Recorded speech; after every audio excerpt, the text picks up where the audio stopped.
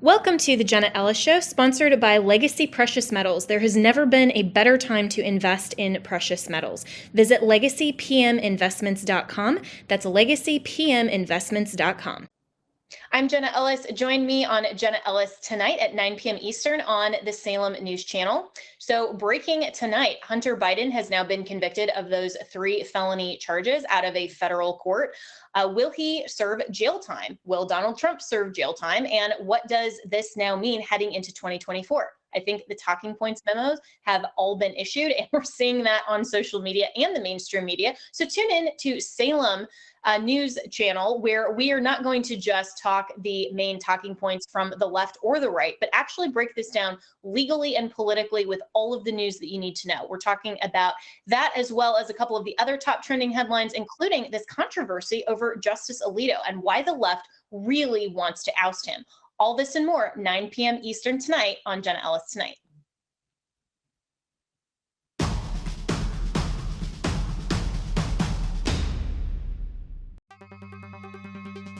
Hi friends, Jenna Ellis, host of Jenna Ellis Tonight, and we are experiencing instability at every level. Our government lacks leadership, and Bidenomics has been an utter disaster. The economy is in a fragile state. Inflation has been a constant issue. High interest rates have put significant pressure on the real estate market. There have been major bank failures, and many analysts say a stock market correction is likely overdue. We have global conflicts in Europe and the Middle East, and those have the potential to spread, but gold has soared to record highs even among the tensions. So there are so many reasons that Americans should consider wise investing and investments in gold and silver, and Legacy Precious Metals is the gold standard. I love Legacy Precious Metals because of their zero hassle, education first approach. They can help you roll your traditional IRA into a gold IRA or ship metals directly to your house. Go to legacypminvestments.com, download the free investor guide, and I have read it. There is so much valuable information there. Friends, now is the time to not roll the dice on your hard-earned money. Find out about the growth potential that is in gold and that gold offers you. Contact Legacy Precious Metals and make sure to tell them that I sent you.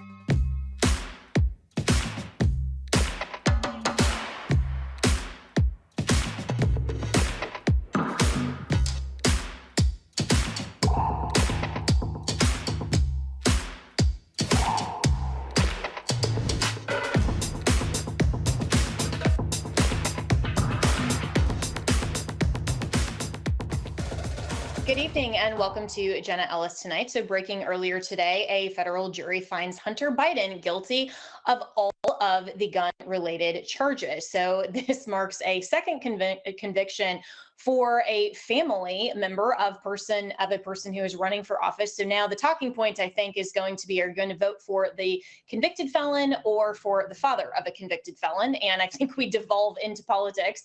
But what Hunter Biden was convicted of was a firearms charge, multiple charges that was related to laws that were meant to prevent drug addicts from owning firearms. And so there are a lot of conservatives actually that don't think that those laws are valid, but will we see any real conversation over the substance, or are we just going to devolve into the political talking points? Well, joining us now to talk a little more substantively is Jim Nelles, who is an economist and a prolific writer who writes in everything from the Daily Wire to multiple other publications. So Jim, you've been following this trial, and let's talk about this just from purely the legal side first. I mean, I know you're not an attorney, but at the same time, you know, you're pro Second Amendment, and I think every American can have views on the Second Amendment and these types of charges.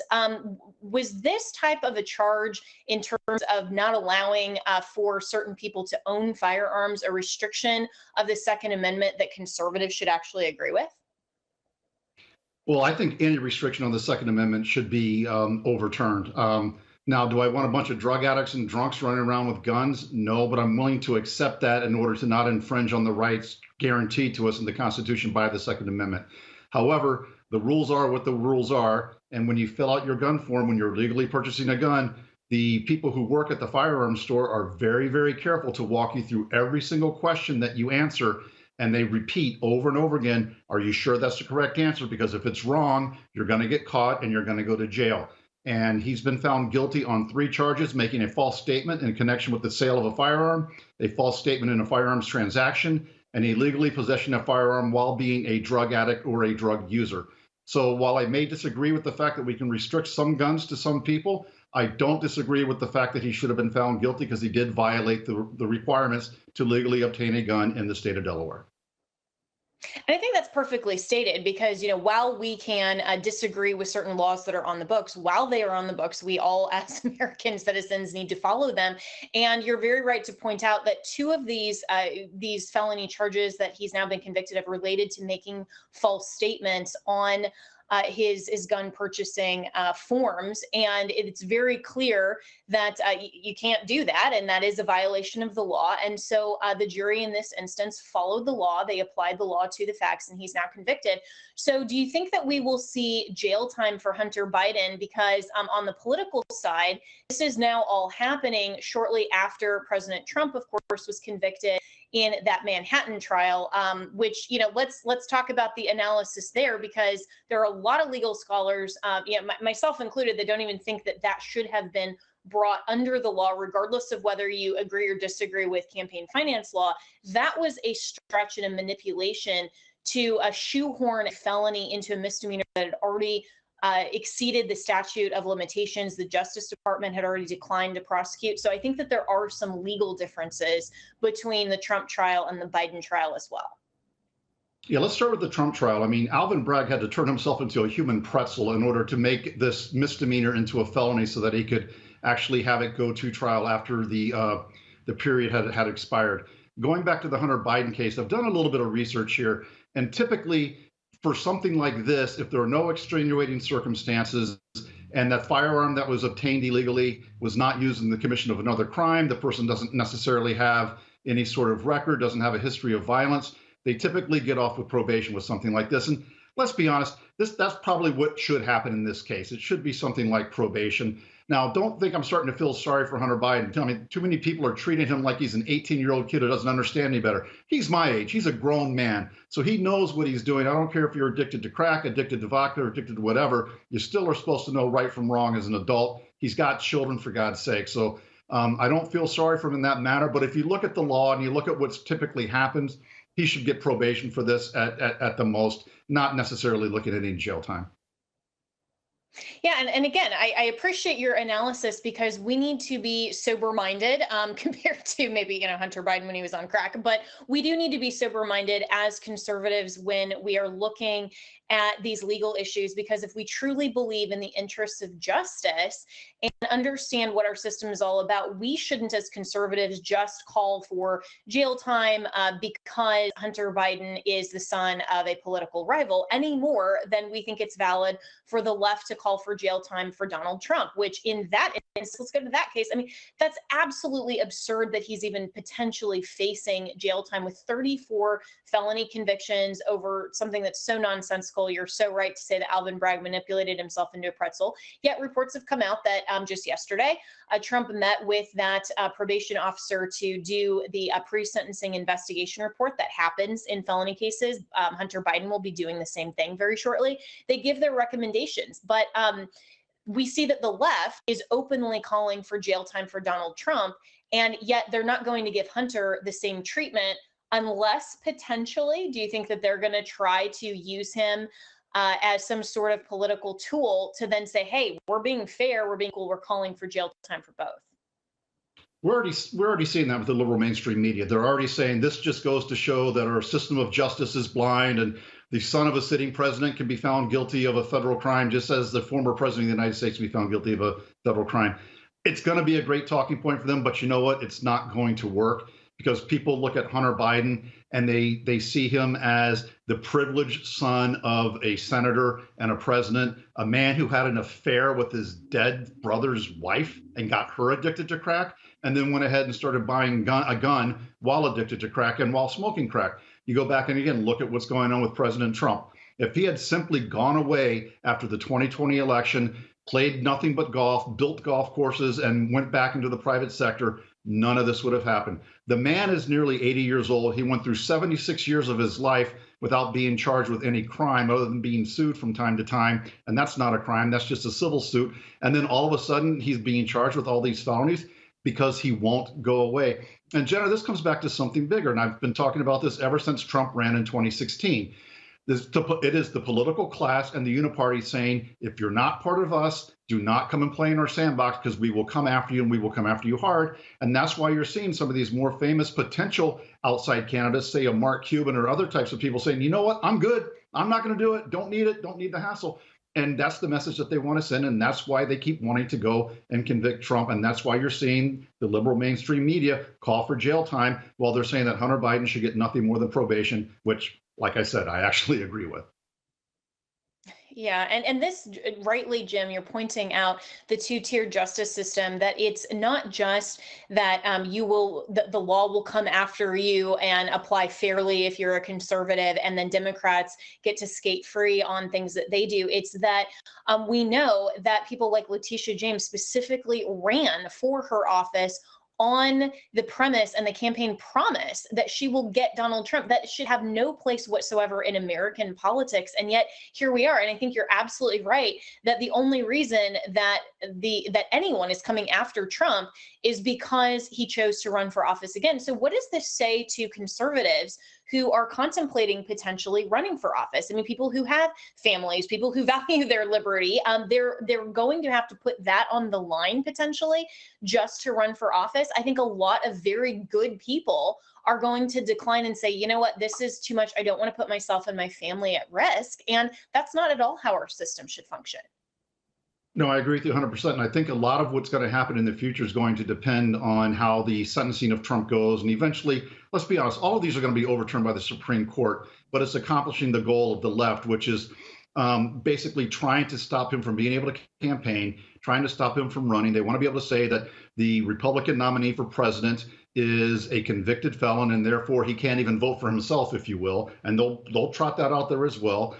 And that's what we're seeing. Now, if everything gets overturned and Trump isn't bankrupted by all this stuff, you will see some other people put their hat into the ring. But right now, if you're on the fence and you're from outside of the political class, do you really want to put your friends and family through this? Look at how they're silencing all these members of the MAGA movement. Look at what happened to like a Steve Bannon, a Peter Navarro. Look at some of these other people, Jack Krasovik being labeled as a white nationalist terrorist, a domestic terrorist by the Southern Poverty Law Center. They're going after people who speak their minds and who want to challenge the political uniparty because it's a threat to the uniparty and they don't want it. They don't want outsiders. They don't want free thought. They don't want America first. And that's why they're doing what they're doing. Yeah, we can see that two-tiered system being applied to, for lack of Eric Holder, not being charged or pursued for contempt of Congress, but yet you have Steve Bannon and Peter Navarro. But the interesting distinction, and this is a controversial opinion in conservative circles, but to me, Steve Bannon and Peter Navarro should have either sat in the chair, pled the fifth, or answered questions, whatever their attorney's advice was, or they should have challenged their congressional subpoenas in court rather than just ignoring it completely, because in my view, they just gave over their liberty and an easy conviction to the left. And so we can't say, well, we're the party of law and order and then simply flout that at will. So a lot of these things are a lot more nuanced, and especially conservatives need to be very careful we don't put ourselves in those positions. But your last thoughts in the last 30 seconds we have with you, Jim. I'll just say it this way. We don't have to like the laws that are in place, but if we want to be successful, we have to play within the boundaries that those laws define. Otherwise, we're just wasting our time and our energy. And you're right. Pleading the fifth would have been a lot more acceptable, or challenging that ruling in court would have been a lot more acceptable. They both probably would be staying out of jail at this point. Oh, yeah, that wouldn't have even happened. But Jim, Nelles, really appreciate your commentary. We'll be right back with more to talk about the Supreme Court and Justice Alito, speaking of the left attacking the right, when we get right back here on Jenna Ellis Tonight.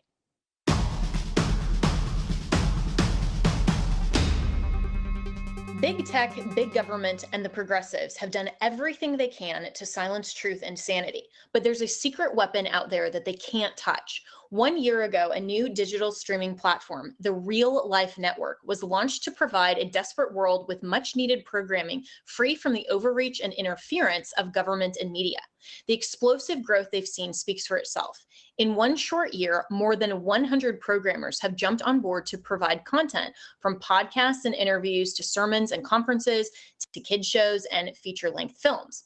I'm proud to be among them, as you can find the Jenna Ellis Show and several of my interviews on Real Life Network.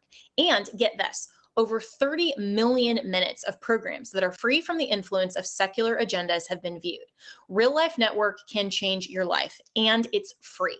Sign up now at reallifenetwork.com, that's reallifenetwork.com, and receive a free digital download of Countdown, a brand new book from Real Life Network founder, my friend, Pastor Jack Hibbs.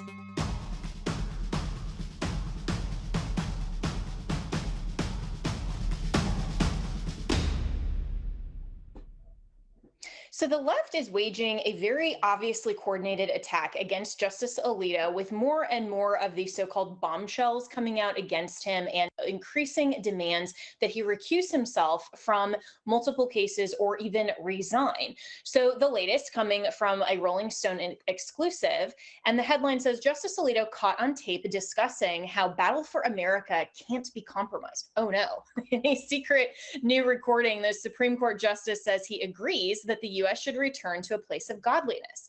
Justice Samuel Alito spoke candidly about the ideological battle between the left and the right, discussing the difficulty of living peacefully with ideological opponents in the face of fundamental differences that, quote, can't be compromised. He endorsed what his interlocutor described as a necessary fight to, quote, return our country to a place of godliness. And Alito offered a blunt assessment of how America's polarization will ultimately be resolved. Quote, one side or the other is going to win. So I don't really see how this is super scandalous, but let's listen to this audio. Hi, I wanted to say hello to you again. My name's Lauren. I met you last year. I think you already met So anyway, I wanted to tell you, my husband wanted to be here, but had lost him business thing. And just like, make sure that you tell Justice Alito that, like, he is a fighter and we appreciate him and he has all the grit, and I know it's got to be terrible what you and your family are going through right now, so I'm just so sorry. Oh, thank you. Thank you very much. I appreciate it. But, and I'm sure you don't remember this at all, but what I'd asked you about was about the polarization in this country, about, like, how do we repair that rift?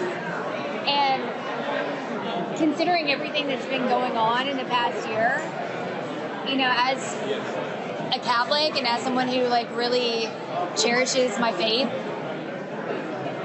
I don't know that we can negotiate with the left in the way that, like, needs to happen for the polarization to end. I think that it's a matter of, like, winning. I think you're probably right. And one side or the other is going to win. I don't know. I mean, there can be a way of living together peacefully, but it's difficult, you know, because there are differences on fundamental things that really can't be compromised. It really can't be compromised. So it's not like we're going to split the difference. And that's what I'm saying. I think that the solution really is, like, winning the moral argument. Like, people in this country who believe in God have got to keep fighting for that, to return our country to a place of godliness. Oh, I agree with you.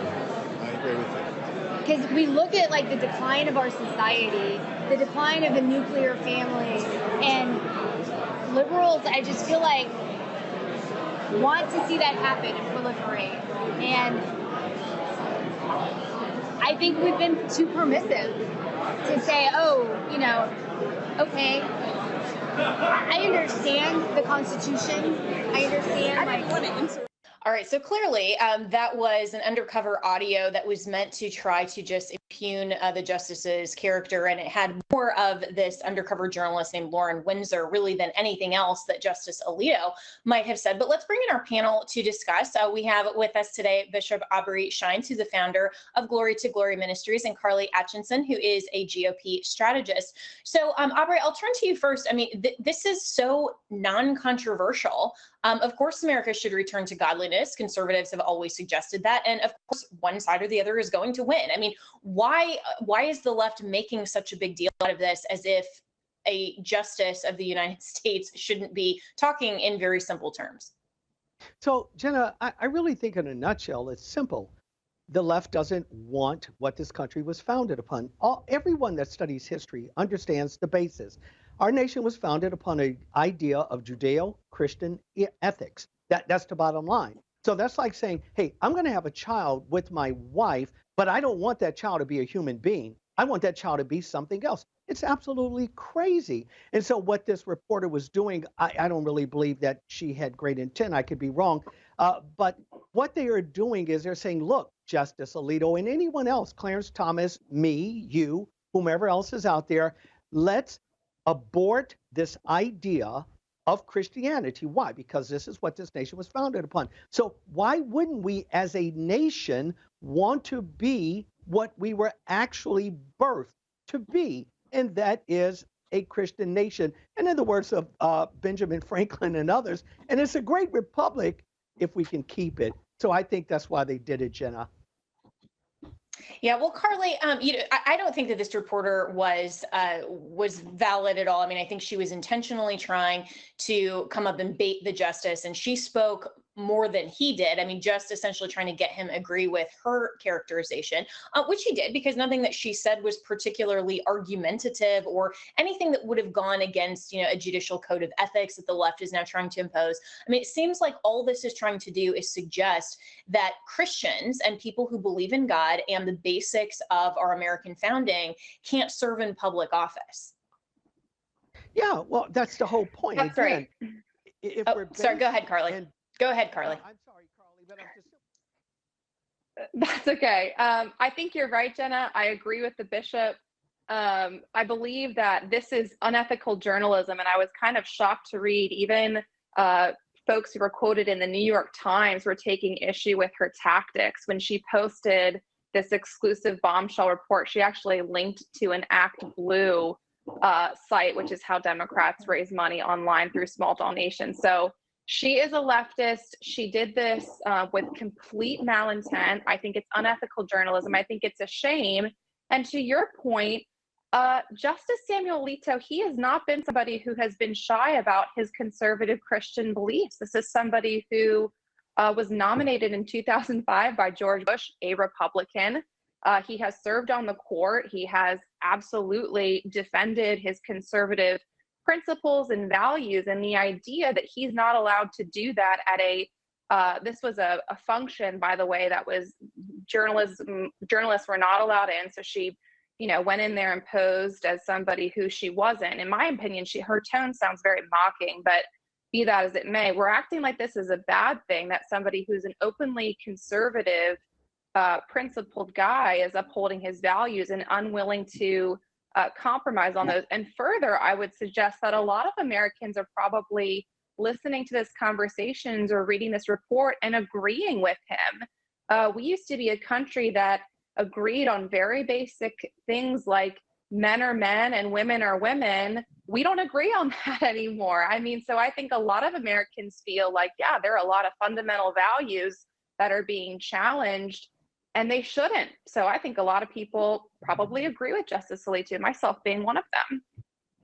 Yeah, I do too. And so, Aubrey, we're almost out of time. So just in the last 30 seconds, though, I mean, why is this so bad that justices have a Christian ideology? This shouldn't be controversial. Well, I think Carly echoed at least my opinion on the same thing. I don't think it should be bad. I think it's simple. If we are founded on something, who tells us that we got to get rid of our foundation? None of us says this, by the way, when you go to the Middle East and they have their theocracy going on. No one says, hey, you stop all of that Islamist belief system. We don't do that. And we're Well, not if going you to would allow say that to that, then happen you're a here. bigot. But we already have to take a break. We'll be right back with more of our panel here on Jenna Ellis Tonight.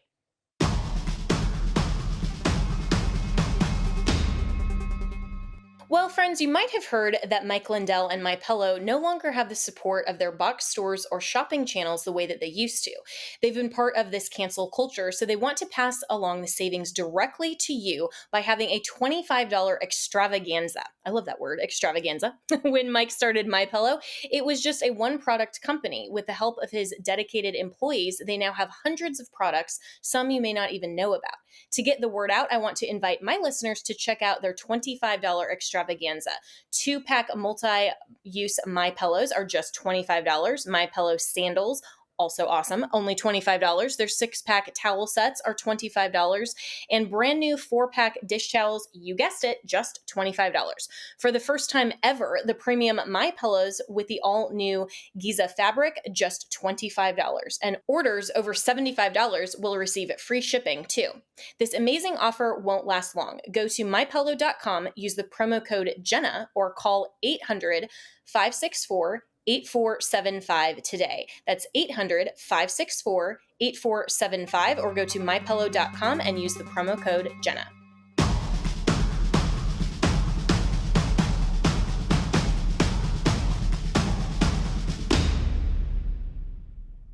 And we're back with our panel, Aubrey Shines and Carly Atchison, to tackle another worldview topic, because this is all about culture and where we are headed as a country. So this headline coming from Town Hall that says, this medical group just took a bold stance against transgender care for kids. Late last week, the American College of Pediatrics, or the ACP, and other health policy groups and conservative organizations called on medical professionals to stop providing so-called gender-affirming care for children. The ACP and other groups, which will go by Doctors Protecting Children, published a declaration on their stance. They said this: as physicians, together with nurses, psychotherapists, and behavioral health clinicians, other health professionals, scientists, researchers, and public health and policy professionals, we have serious concerns about the physical and mental health effects of the current protocols promoted for the care of children and adolescents in the United States who express discomfort with their biological sex, the declaration states. In addition, the declaration asserts that medical decisions, quote, should not be based on an individual's thoughts and feelings, including what they feel their gender identity is. So, Carly, let's start with you. Finally, the medical community is saying enough is enough. I think we're starting to see the left truly overplaying their hand, especially when it comes to kids. Thank God that somebody spoke the truth about this, and it's coming from a group of doctors. I mean, I feel like this has been such a long time coming. You're starting to see in Europe a lot of backpedaling, in England and Sweden, where all of this originated, Finland, France. And for some reason in America, this controversy continues to rage over whether we should be administering so-called gender transition care to minors. It's absurd. I want to give credit to the 25 states who have already taken action banning this. Oklahoma was one of them when I was working for Governor Kevin Stitt. It's a shame that it has to be the states and not U.S. Congress coming in protecting our kids, but that's where we're at. My fear is that there used to be areas of society in which we could expect ideology, political agenda. It was off limits in the law, in medicine, in military, certainly our kids. And now you're starting to see that degenerate, and it is a really scary thing. And parents across this country have had quite enough of it. I can't believe we're having this conversation. I can't believe it's taken this long for a group of doctors to stand up and say what they know to be the truth is. But hopefully this gives more fuel to other doctors, pediatricians, people who are in the medical industry to stand up and say, this is not good. The data, the science backs that up, and we'll see an end to this quickly. Yeah, and Aubrey, to Carly's point, I mean, it seems like we used to at least agree on objective reality, and that men are men, women are women, and yet we're having this conversation in 2024. We just had another Biden nominee for the bench, for the federal bench, that said, you know, I'm not a biologist, so I don't know what a woman is. I mean, this is absolutely ludicrous. So we're only got a minute and a half left in this segment, but your thoughts on all this? Well, we also have the Supreme Court justice. She still can't define what a woman is. I'll digress. I will say this. I've done the research on this, and I think a lot of us really forget the origin of this. When you have organizations, Marxist organizations, through China, through Russia, etc., that are pushing this agenda by the billions of dollars over into the groups like the LGBTQ and others, yet those very countries themselves refuse to allow any type of verbal or physical expression of any sort that you even believe in this type of deviant behavior, you are arrested point blank.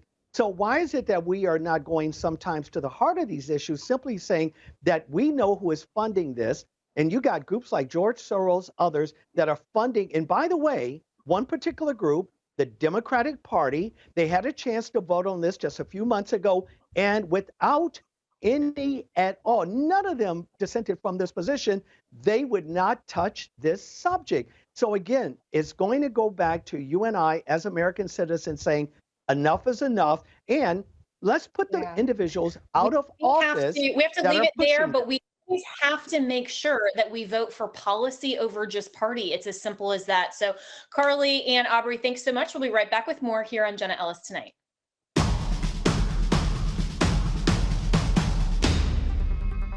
Hi friends, Jenna Ellis, host of Jenna Ellis Tonight, and we are experiencing instability at every level. Our government lacks leadership, and Bidenomics has been an utter disaster. The economy is in a fragile state. Inflation has been a constant issue. High interest rates have put significant pressure on the real estate market. There have been major bank failures, and many analysts say a stock market correction is likely overdue. We have global conflicts in Europe and the Middle East, and those have the potential to spread, but gold has soared to record highs even among the tensions. So there are so many reasons that Americans should consider wise investing, and investments in gold and silver, and legacy precious metals is the gold standard.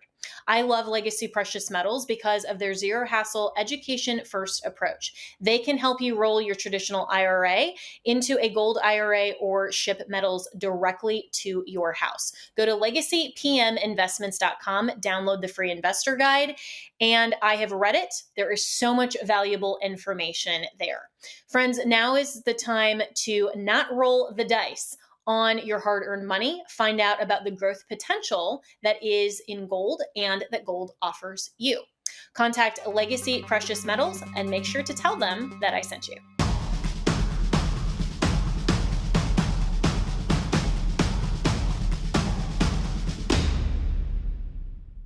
Well, continuing the conversation about how law should reflect a moral and centered fixed objective, truthful worldview. This headline coming from the Telegraph out of the United Kingdom: why the Dutch are euthanizing physically healthy young adults. And could the UK be next? I would add, could the US be next? And in parts, we are, unfortunately. But the headline continues, Lisa, 40, is waiting to hear if she will be allowed to die. She is married and has 2 young children who don't know that she plans to end her life. There is just one more medication she has been told to try to treat her chronic depression, and then she says her request for euthanasia will be approved. The hardest part will be leaving her children, but she feels she has no choice. She plans to tell them with the help of a grief counselor when she has set a date for her death. Quote, "It's not that I want to die, it's that I don't want to live this life anymore," she says. "I've tried everything there is." So joining me now is Walker Wildmon, who is the Vice President of the American Family Association and host of At the Core on American Family Radio Network, where I also host Jenna Ellis in the morning. So Walker, this is just an unspeakably tragic story that obviously this young woman has not tried the biblical worldview and what the Bible says about how to deal with all of our problems that we encounter in this life, particularly the way that we look forward into the future. But the law should not allow people to simply decide to basically commit suicide because they decide that they can't live with themselves. How is this any different than someone just taking their own life, but now it's with a doctor prescribing a medication that allows for someone to take their life? I mean, both instances end in the same result. Yeah, this is very tragic, and people do deal with depression, severe anxiety. This is a real societal problem. But I would argue that death is not the answer. It's not the answer at all. But the government should be the last party on the planet that is endorsing and sanctioning and participating in the ending of innocent human life. I mean, this is so ironic because modern liberalism teaches that we can't take anyone's life, even for just cause, even for example, capital offenses where you kill a law enforcement officer or maybe you're a mass murderer, things like that, where everybody typically says, yeah, the capital offense is justifiable here. But now we're saying that you can take one's life if they're simply going through a period of depression. Very, very tragic. But the government, like I said, should be the last party in this business, and it's very immoral, very unjust. I mean, government was instituted by God in the creation account in Genesis to protect innocent life and property. I mean, that's their basic function, is to keep the peace and to protect property. And this is the opposite of what they're doing here. But it really shows the dangers of the secular humanist worldview, where man is God and man is the ultimate arbiter of truth and who gets to live and who gets to die. Very, very tragic, and a warning to the U.S. and other Western nations.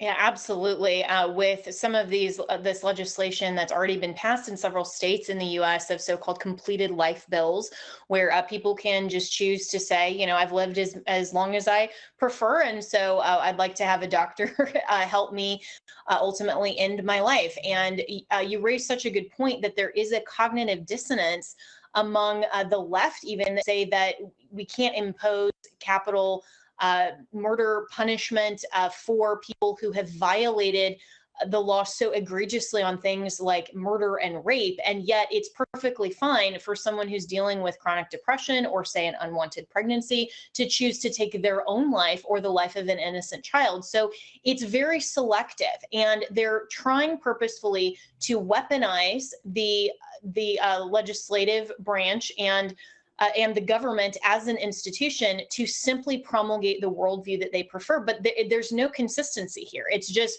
if we don't want to punish certain individuals, then we, of our own human will, say that we shouldn't punish it. But if we want to allow these people to take their own life or the life of an unborn child, then somehow that's okay. So we, I think, as conservatives and especially as Christians, need to push back with the truth on this. Yeah, this is a very dangerous time, and human history has had these periods. I mean, this is, in some ways, there's nothing new under the sun. That's the old saying. But what we're seeing here is where government endorses death of the innocent, which is shocking. I mean, it's really a shocking place to be when Western civilization claims to be so advanced and virtuous, and we've got robots, and what problem can we not solve? I mean, we act like we're on the up and up in world history, and that we've kind of reached this precipice of knowledge and virtue,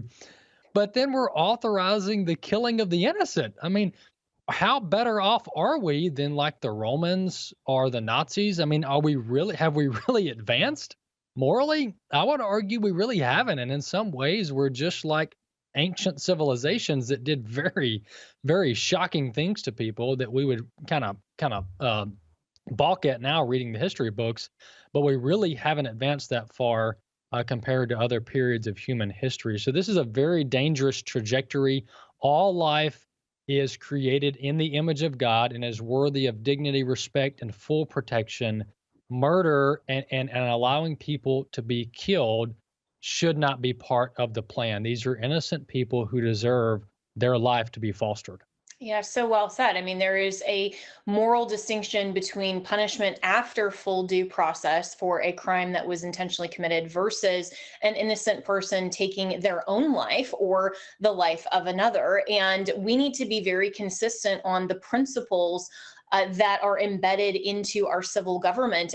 Because you and I talked earlier this morning on radio about legitimacy in government and how, as government is an institution that God ordained, the three spheres of government: civil government, church government, and family government, that we see very clearly in Scripture. God has given limited authority to those institutions, but the people who then are vested with that power can, of course, pervert those rules. They can use their power for evil instead of for good, and thereby become illegitimate. And so some of those examples that you raised of, ancient Rome, and especially the Nazi Germany era, where there were a lot of things that were legal, but that doesn't mean that they were lawful or comporting with a moral and upright standard of objective, truthful base of a view of humans that are made in the image of God and have inherent dignity and worth. And so even though we were founded as a country on those principles and the legitimacy of government, I mean, that's exactly why the founders separated from England, because they saw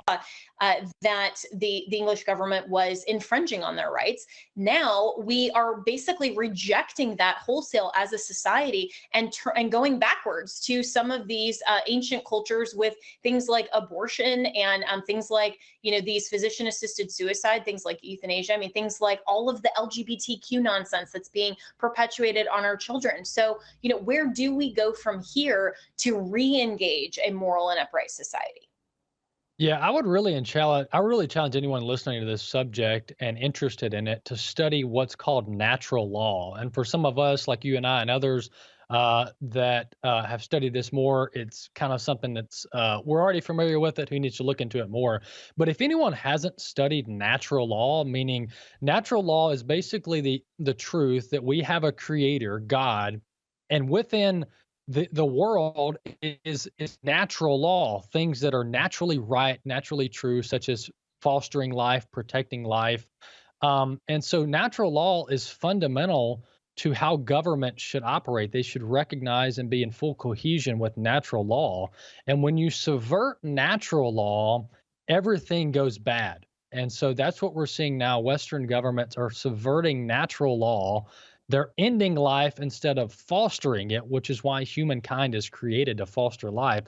When you subvert natural law, evil things happen. Even if people aren't Christians and they don't recognize a biblical worldview, we all live under natural law and should recognize it in government and society. Yeah, our founders termed it self-evident truth. I mean, things that exist within reality, and yet the left is increasingly ignoring reality. And we're having to have these debates over, are men and women, can they change gender, or can we naturally observe as a discoverable fact that a woman is a woman and a man is a man?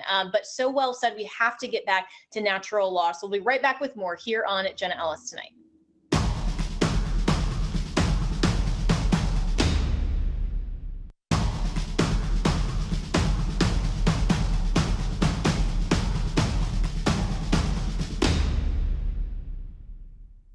And finally tonight, let's turn to tech policy and the digital age. So this headline coming from Compact Mag, and this is an op-ed by Jake Denton from the Heritage Foundation: California's gift to big tech. On May 21st, so the California State Senate passed SB 1047, the quote, Safe and Secure Innovation for Frontier Artificial Intelligence Models Act, the first major piece of legislation aiming to regulate AI in the state that hosts much of the tech industry. The bill is now barreling toward a vote in the state assembly, which is expected to take place sometime this summer.